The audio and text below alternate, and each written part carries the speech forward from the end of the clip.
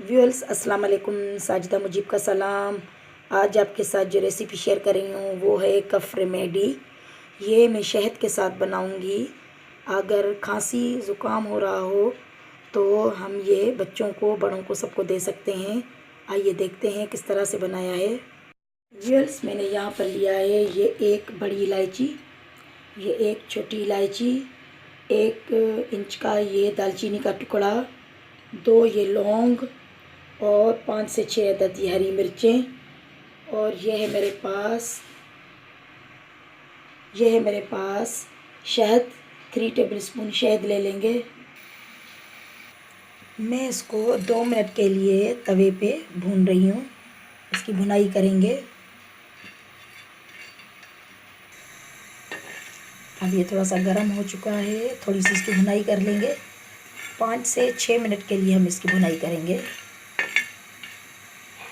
Viewers ये घर का टोटका बता रही हूँ ताकि आजकल जो सर्दी का मौसम है तो ये बच्चों के लिए आप शहद में मिला के रखेंगे तो बच्चों को खांसी और ये जो फ्लू हो रहा है, कोल्ड कफ हो रही है, वो नहीं होगी। ये मैंने निकाल दिया है, चूल्हा बंद कर लिया है, हवन दस्ता ले लिया है, इसमें कूट लूँगी। अब इसको कूट के इसका पाउडर बना लेंगे।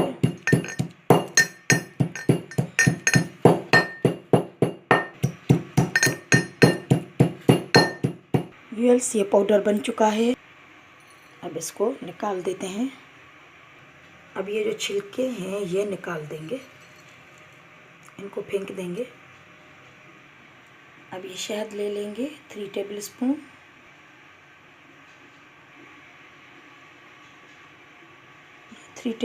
है। अब ये डाल देंगे, इसको अच्छे से यहाँ पे मिक्स करेंगे और ये बना के आप किसी बोतल में निकाल के रखें और इसको बच्चों को दें ताकि बच्चों को ये ज़ुकाम और खांसी जो हो रही है वो नहीं होगी। व्यूअर्स ये कफ रेमेडी बिल्कुल तैयार है। अगर आपको ये रेसिपी पसंद आए तो लाइक करें, सब्सक्राइब करें। साजिदा मुजीब को इजाज़त, अल्लाह हाफ़िज़। व्यूअर्स